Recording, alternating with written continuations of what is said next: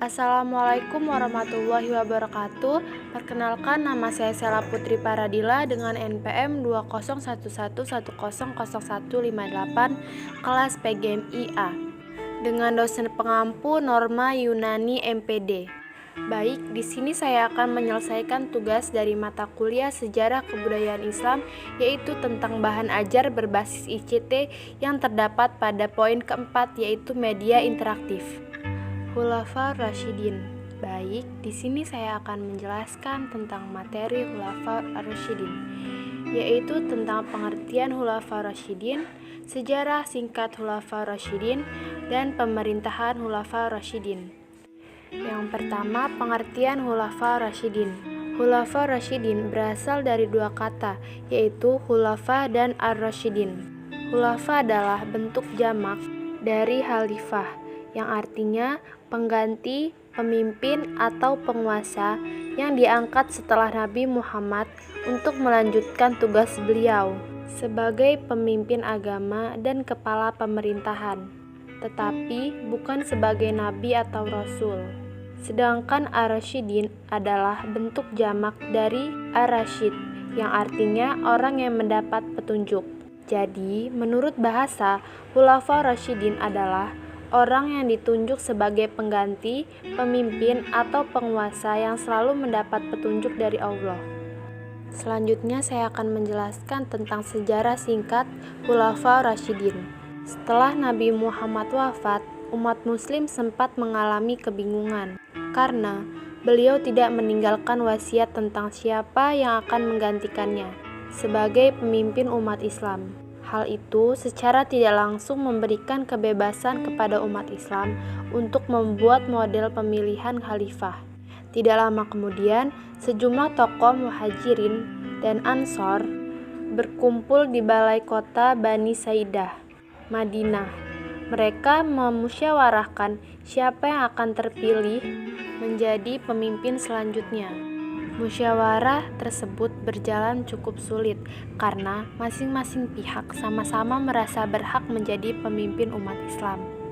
Abu Bakar kemudian menengahi dengan mengatakan bahwa umat Islam hendaknya memilih seseorang yang tidak pernah meminta kekuasaan, sesuai dengan ajaran Nabi Muhammad. Selain itu, kekhalifahan seharusnya dipegang oleh orang yang mampu memegang amanah, tidak gila akan kekuasaan, peka terhadap masyarakat, dan tidak silau harta. Dengan kriteria tersebut, umat muslim sepakat memilih Umar bin Khattab. Akan tetapi, Umar bin Khattab malah menolak dan justru meminta Abu Bakar untuk menjadi pemimpin. Pernyataan Umar bin Khattab pun diamini oleh kaum Muhajirin dan Ansor, serta seluruh umat Islam. Dengan demikian, Abu Bakar resmi diangkat menjadi khalifah pertama yang mendapat amanah untuk melanjutkan kekhalifahan Islam. Selanjutnya ada pemerintahan Khulafa Rasyidin. Khulafa Rasyidin memegang kendali pemerintahan Islam selama kurang lebih 30 tahun, dari 632 sampai 661 Masehi. Dan setiap khalifah mempunyai kebijakan berbeda. Yang pertama ada Abu Bakar As-Siddiq dari tahun 632 sampai 634 Masehi.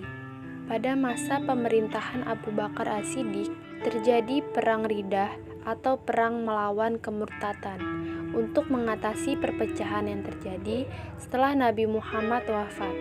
Di akhir kepemimpinannya, Abu Bakar memperluas daerah kekuasaan dengan mengirim tentara keluar. Yang kedua ada Umar bin Khattab dari tahun 634 sampai 644 Masehi. Ketika Abu Bakar digantikan Umar bin Khattab, Islam mengalami kemajuan yang sangat pesat. Pasukannya berhasil mengalahkan dua kekuatan besar saat itu, yakni Romawi di barat dan Persia di timur. Selain itu, kekuasaan Islam pada masa pemerintahan Umar meliputi Jazirah Arab, Palestina, Suriah, sebagian Persia, dan Mesir.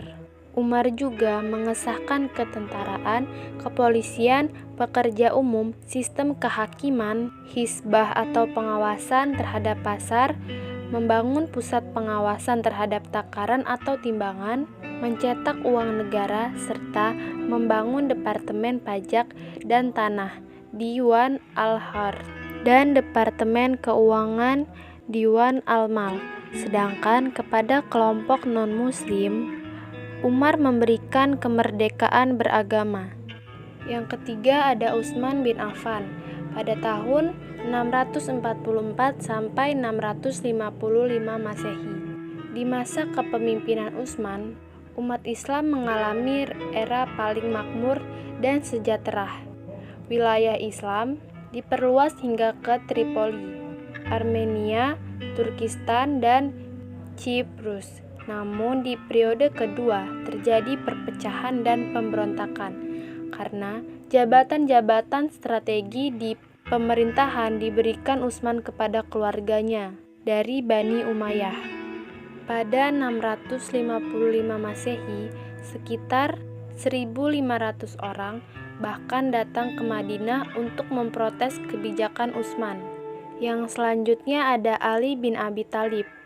Dari tahun 650 sampai 660 Masehi, Ali bin Abi Thalib berusaha mengatasi pemberontakan dengan menarik para amir yang sebelumnya diangkat oleh Utsman.